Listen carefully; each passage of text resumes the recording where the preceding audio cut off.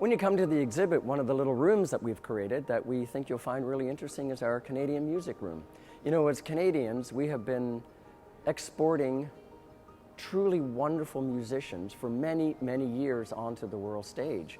And many of them have started out in small towns in Canada and have grown to just enormously successful international music stars. And here are just two of them. Of course, Joni Mitchell, without question, is probably the greatest Canadian songwriter that has existed.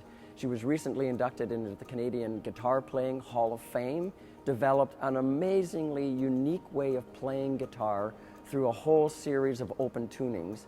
She began to curtail her public presentations and playing because they just simply couldn't replicate easily the amount of open tunings and jazz tunings that she had actually developed. Also, people may not know that Joni Mitchell was first and foremost a truly beautiful painter.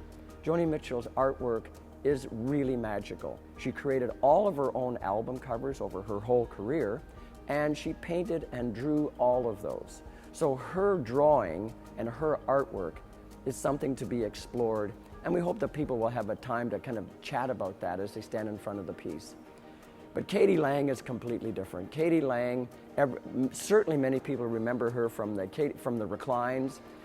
She spent a very large part of her early career really channeling Patsy Cline, was very, very involved and loved that musical venue.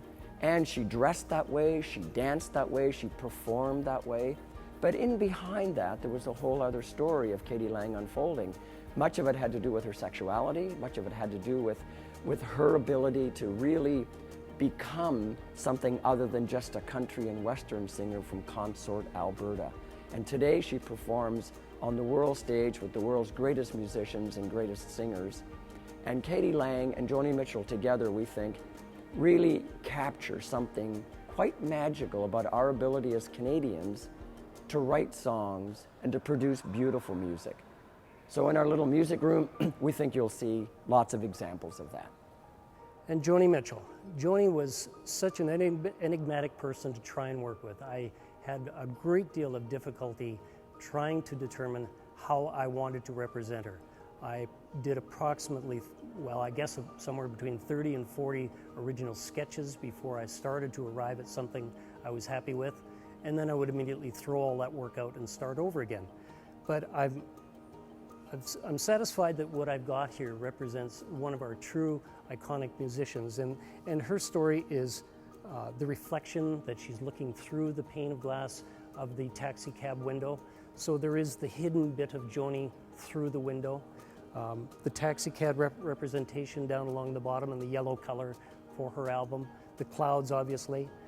And I remember one gal that went through the show one time and immediately looked at it and without hesitation said, "This is Joni Mitchell."